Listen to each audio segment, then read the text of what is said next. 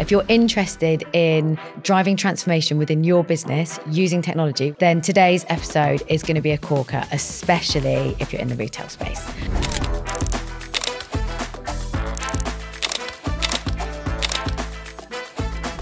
Everybody relies on IT. One system's down, you can't do your day job anymore. It's very pivotal. I tend to go for solutions that are quite new to market. You're on a mission to make some fairly vast technological changes. Where do you even start? My strategy was quite bold. I went for a best of breed modular solution where I could deliver systems succinctly and quickly. It's just incredible to see the transformation that those kind of composable technologies enable. One of the big things for me is making sure that all the data is real time, there and then, immediate, so that we know what we're selling.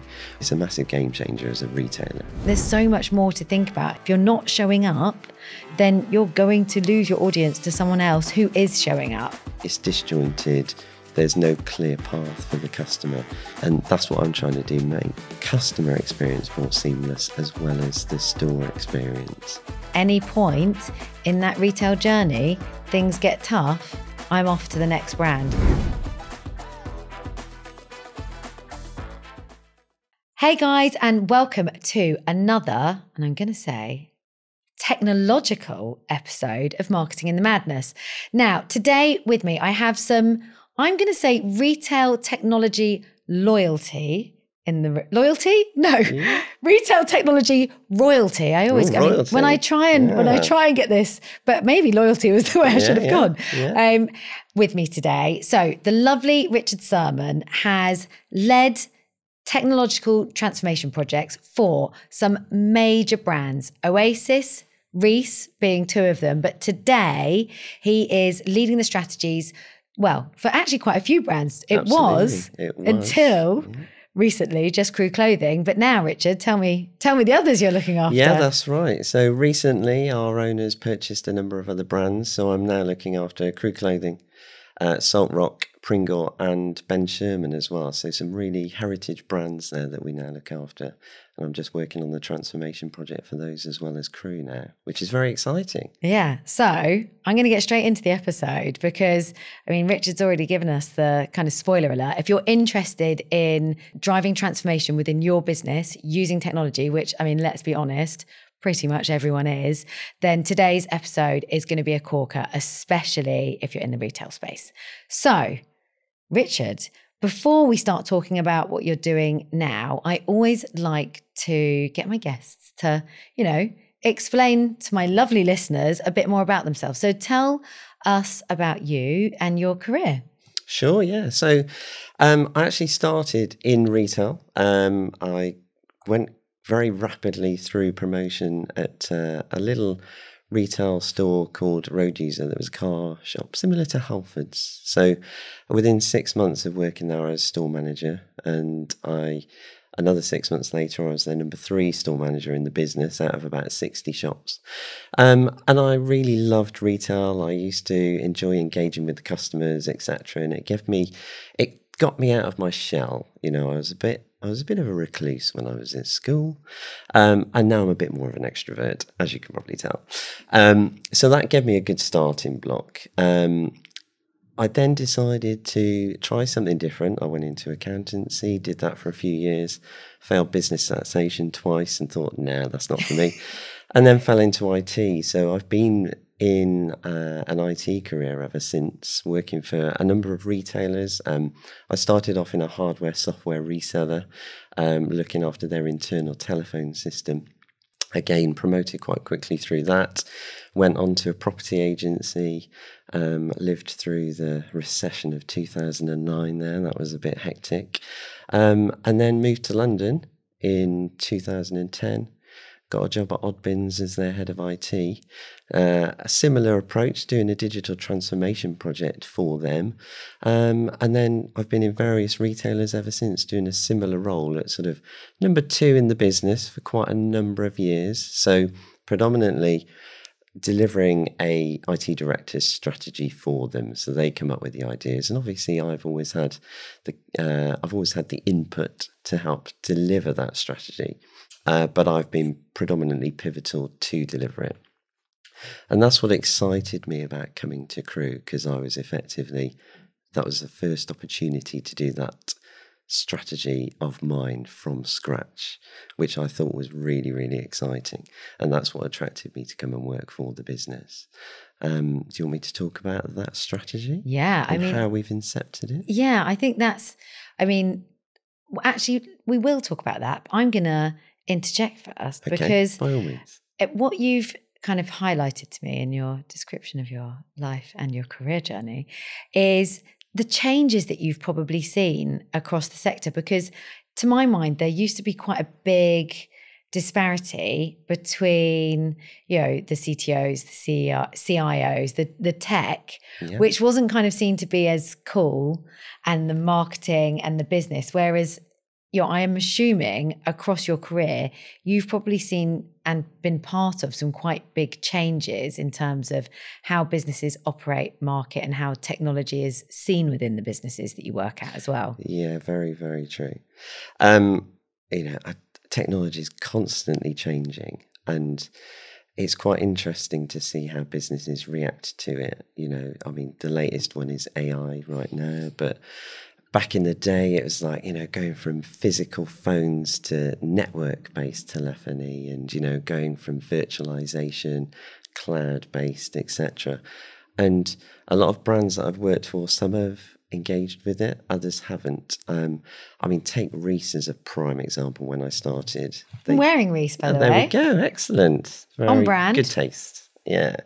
When I started, the website was a new thing for them. This was back in 2012, 2013. So they'd only had a website for a couple of years, and it was still something that their marketing team just couldn't grasp as being a viable store effectively. You sit there and think, God, that wasn't long ago. No, that was really not long. 10 years ago. Yeah.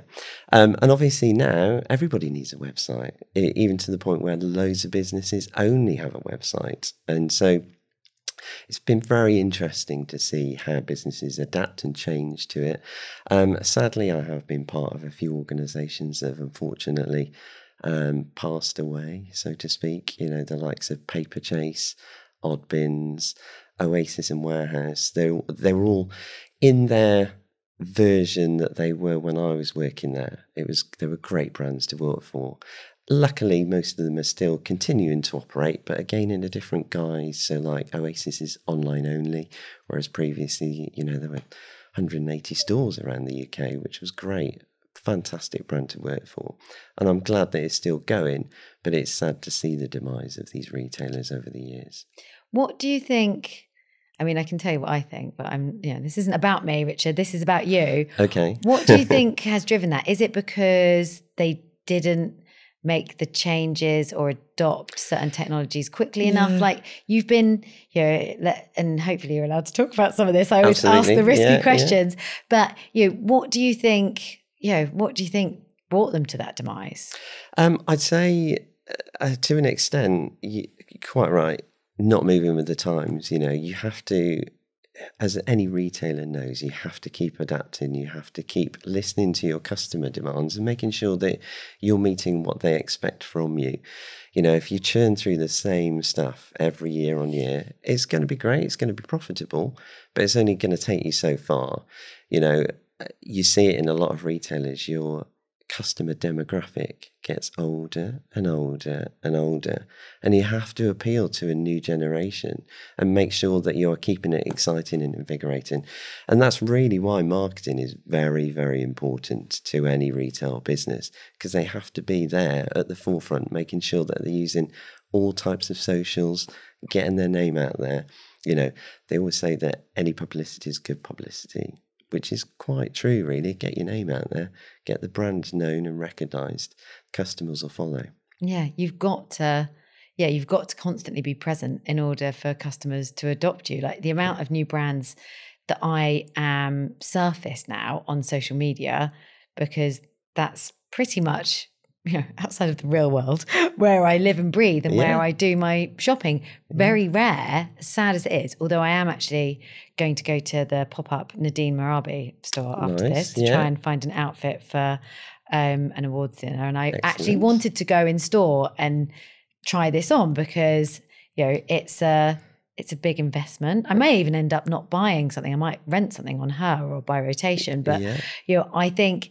Nadine Marabi, I only know about because of social media, but I'm now going to go to the store. It's thinking about, I think there's so much more to think about in terms of those retail journeys now than there ever has been. And if you're not there, if you're not showing up, then you're going to lose your audience to someone else who is showing up. So it's more important than ever, like you say, from a marketing point of view, to take yourself to market. But then technically, you've got to be ready for it. That, I think there's a really great report one of my clients, Stripe, have done with another client of mine called "Hard to Attract, Easy to Lose," and that is so true because it's really hard to pull people in to the to the retail funnel, and then it's really easy to lose them if your checkout and your technological process isn't easy. So everything's got to be thought about. Definitely. So you're on a mission, indeed, to make some fairly vast technological changes across now multiple businesses. Where do you even start? Like, to keep up, to make sure that these businesses, can keep up with consumer demand. You've got some really fantastic brand names in there, but a lot of them are legacy businesses. So tell me the technological role in supporting all of this. So I was quite fortunate when I joined Crew. Obviously not fortunate for the world because it was right at the end of lockdown 1. And I was brought on board with a remit to look at the legacy applications, hardware, software across the business, and what can we do to give it a massive refresh, to get the business to a point where the systems were capable of supporting significant growth of the brand. As with any retailer, cost is key. I have to do it on a quite a tight budget. And when I joined, I had the positive element where I could sit there and actually review it for a while, because we were going in and out of lockdowns.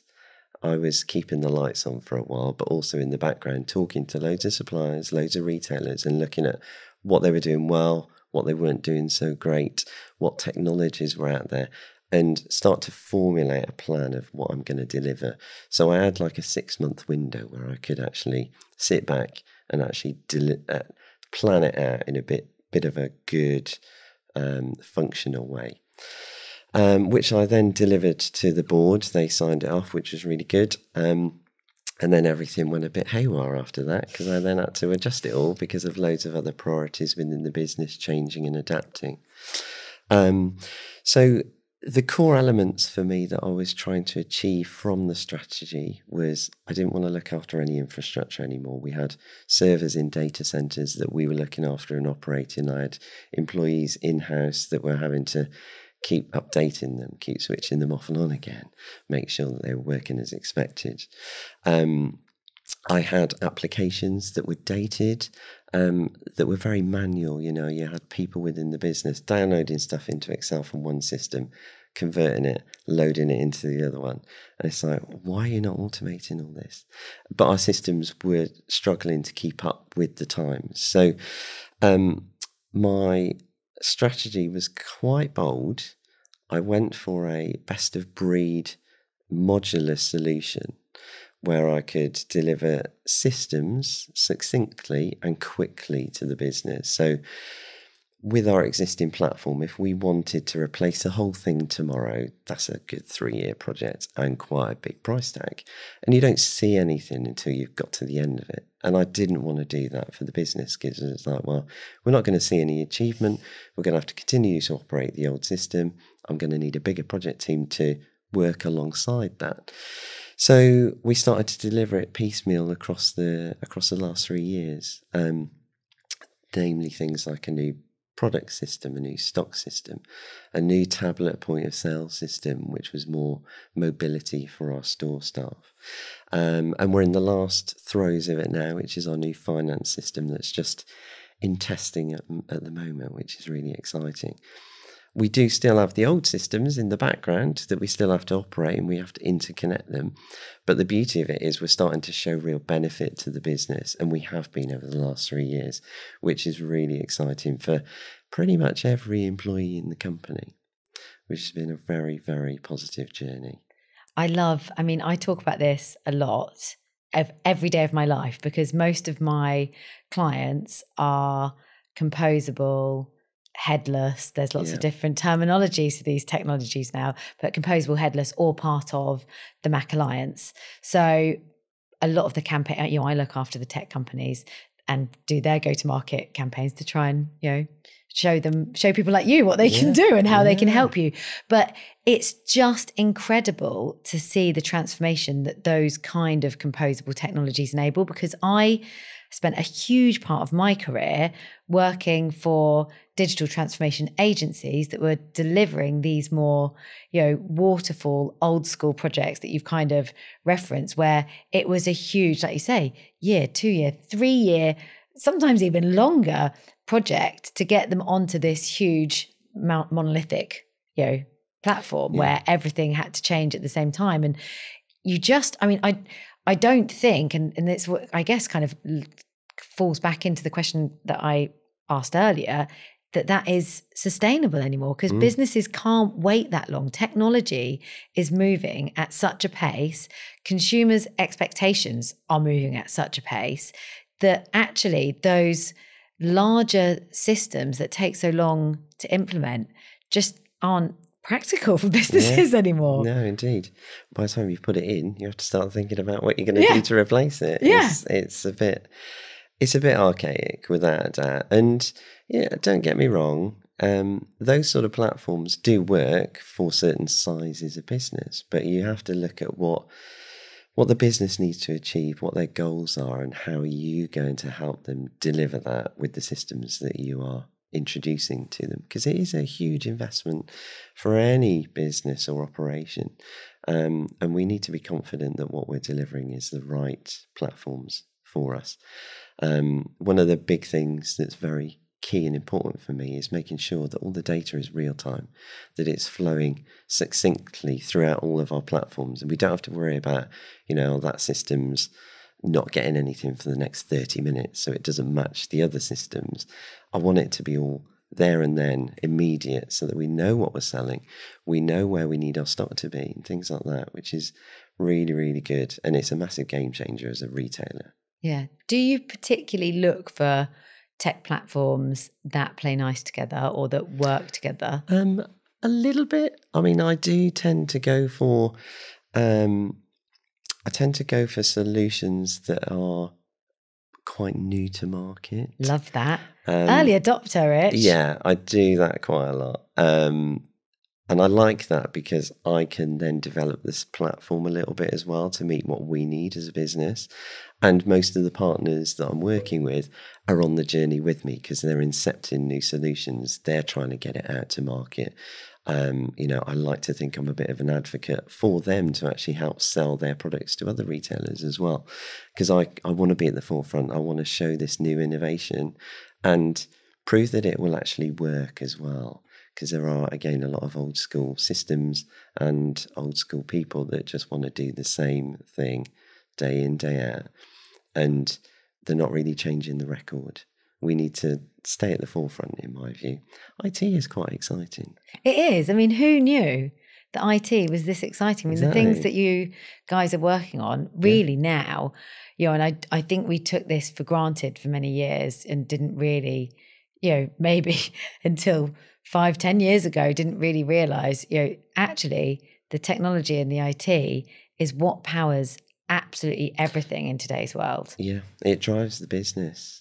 Everybody relies on IT. Once one system's down or multiple systems are down, you can't do your day job anymore, unfortunately. So it's very pivotal, and it's very important that we've got a solution that meets what everybody needs to do. Yeah, which is not necessarily easy to find, No, right? it's not. It's not at all.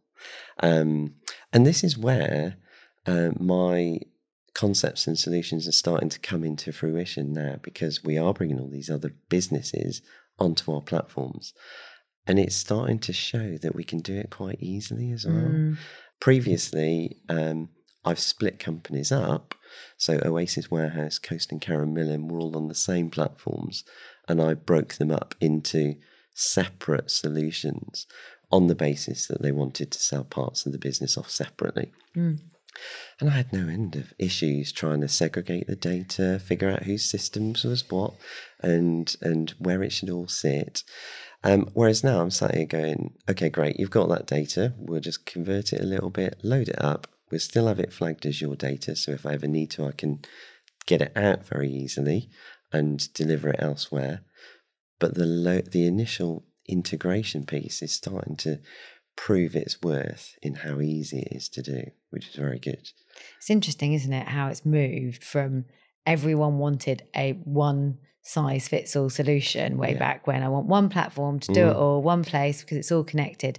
Whereas actually, over the last, I would say, last few years, but definitely the last 3 to 4 years, I've really noticed it's the total opposite now. Yeah. Everything needs to be almost separate, but still play nice with the other platforms and integrate well. Yeah, without a doubt. We obviously need to make sure those integrations are working effectively. The thing I sort of paraphrase with the whole solution that I've done, those integrations are still there in a big platform. You just don't really see them. Yeah. And the biggest issue you've got is when one of those goes wrong, it's a minefield to find where the problem is. Whereas at least now I can go, okay, that system's not getting that data. That's because of that link there. That's what we need to focus on. So you've got more focus on the issue. You get it dealt with a lot quicker. And also one of the key things, which is very important to me, if there is a problem with one system, it doesn't affect your entire business. It's only affecting, it's still an impact to the business, but it's only affecting a small subset of your users, which I think is a big thing, really, because there will always be problems. Sadly, unfortunately, IT is never perfect, and we all accept that. It's just making sure that the impact is least, as reduced as possible. Yeah, that's a very good point. It's about now, I think, reducing risk and the clarity that you get with those, more headless, composable platforms that, you can, like you say, you can see where the break's happening. It's so much easier to fix things. So it automatically gives you and reduces your risk. You spoke about something else earlier that I would like to dial into, because it's what this podcast essentially is all about. And it's about innovation. Yeah. Now, I feel like the technical innovation ability to technically innovate is probably bigger. Well, of course it is. We're further forward in the world. Technology is advancing. We've got the opportunity to innovate more than ever. So you spoke about, one, I want to talk about innovation in general in a minute. But first up, you spoke about something which is super interesting. And I love stuff like this. Very reference it. I just want to check that I had it right, which is tablets. So in the Crew clothing stores, rather than people going to a checkout to check out, explain to me what you meant by the tablet innovation that you referenced earlier. I'm really excited about this. So we, as all retailers, have cash desks. You're never going to get rid of the cash desk in its entirety, because you still need a place for a cash drawer, and you still need somewhere to wrap the product, bag it up, etc. But what I've tried to do is introduce tablet functionality where our store staff don't need to be fixed to that cash desk. They can take the tablet out. They can transact for the customer, but they can also show the website, any products that they don't have in stock. And what we've tried to do is give a bit more mobility to our store staff and give it a bit more freedom as well.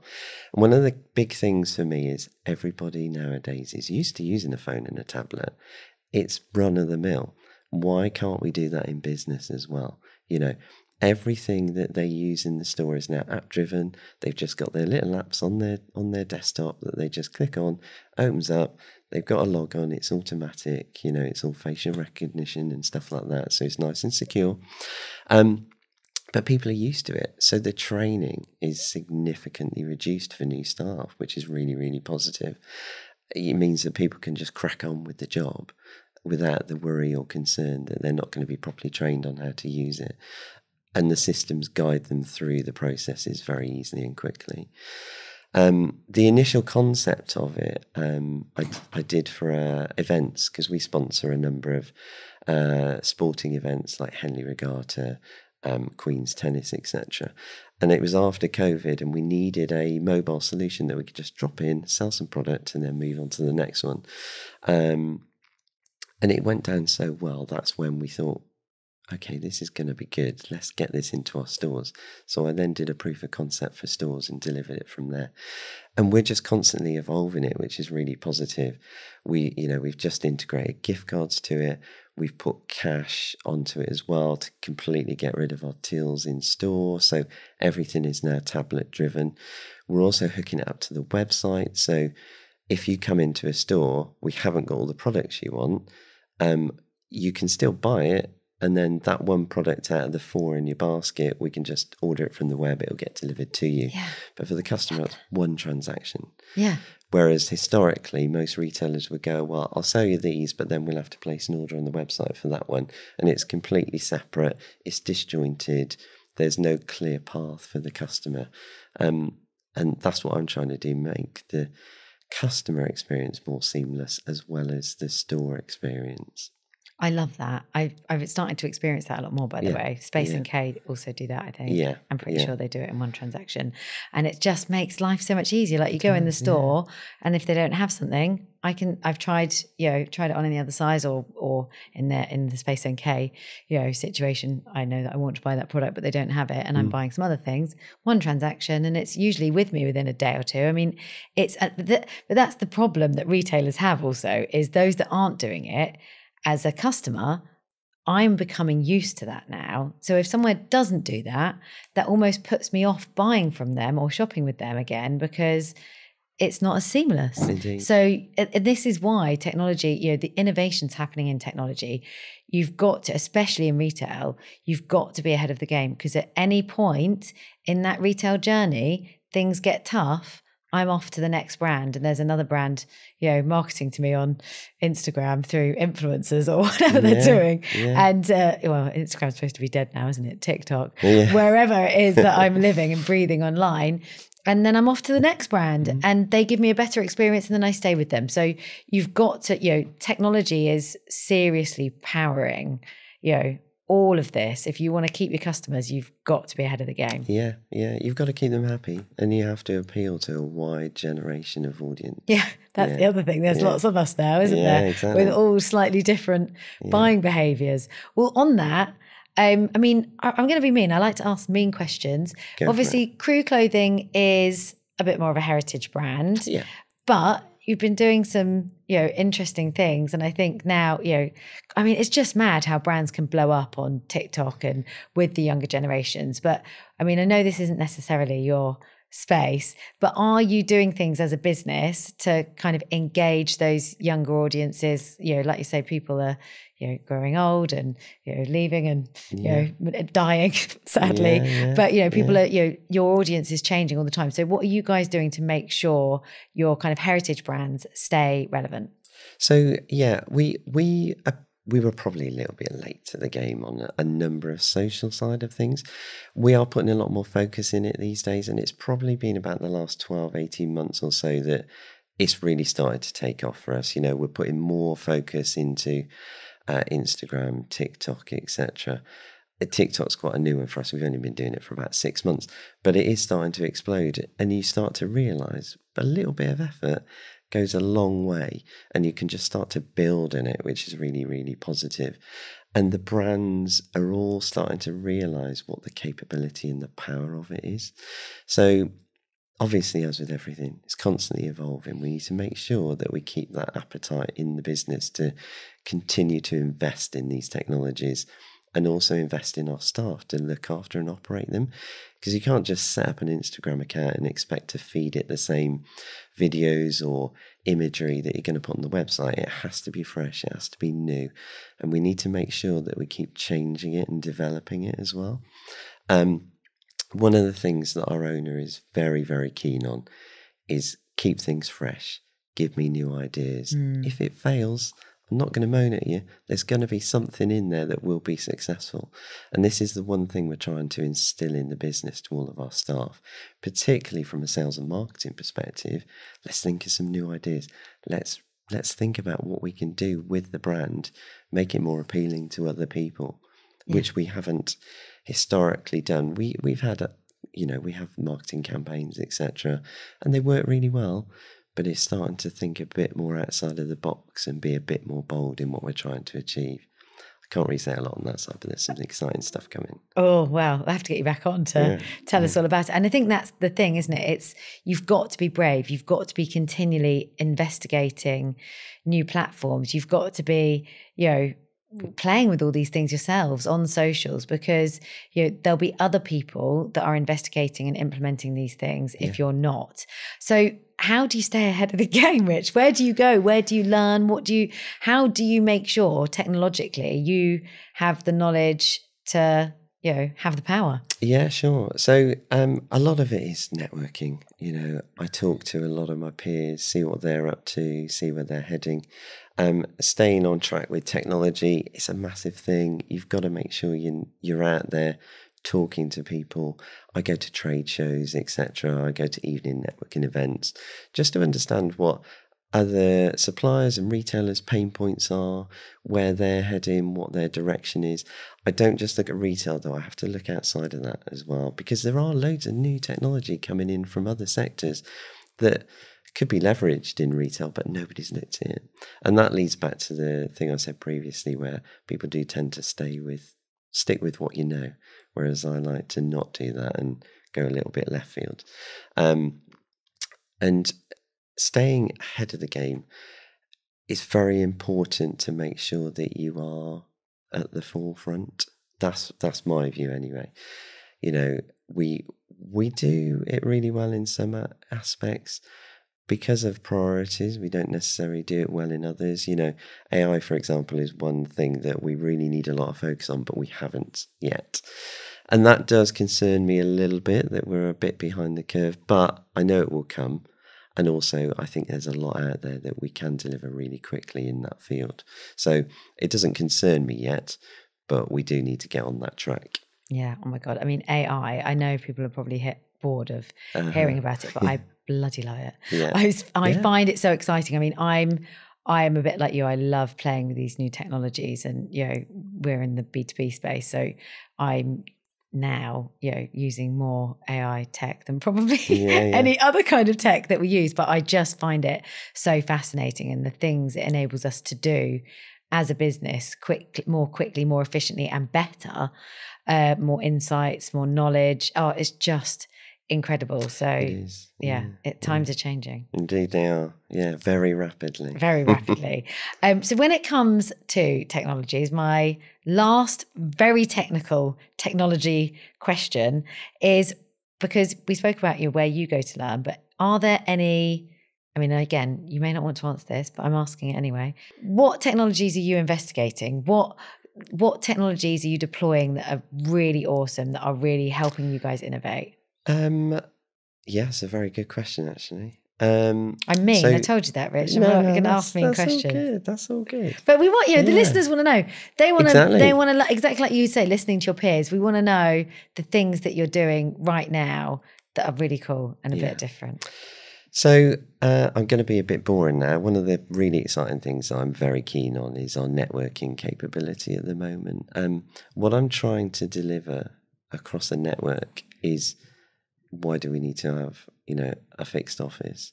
Why do I have to dial into a VPN to get my data? Why can't I just do that in a coffee shop? Nice and securely, but the ability to be able to just, we want to open up a pop-up shop. Let's get a broadband from Virgin in instead of a business grade solution. What can we do to think a bit more outside of the box about how we can leverage other technologies to deliver this? And there is a new networking capability to do that, which we're currently looking at to deliver for Crew. And that's predominantly to help relieve a lot of pain points that our stores have, where their network and their Wi-Fi is a little bit slow. You know, you're at home, you expect a 100 meg download these days. We're getting 30 or 40, and it's just really crippling the store staff being able to do their day job. So what I'm trying to do is fix issues, but also try to innovate and bring in all these new technologies to the business.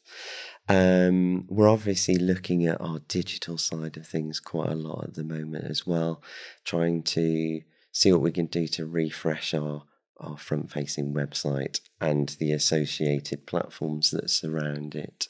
That's quite a big focus for us at the moment. But that's more the digital side. I have an input, but they look after that side of things.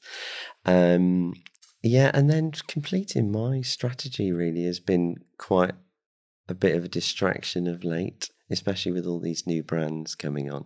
Once I get those on board, then I'll have a bit more headspace to start to think about what's the next new thing. Yeah. And there's lots out there. There is lots out there. Yeah, you'll need lots of space. Indeed. Because there's so much to investigate. And that's what I love.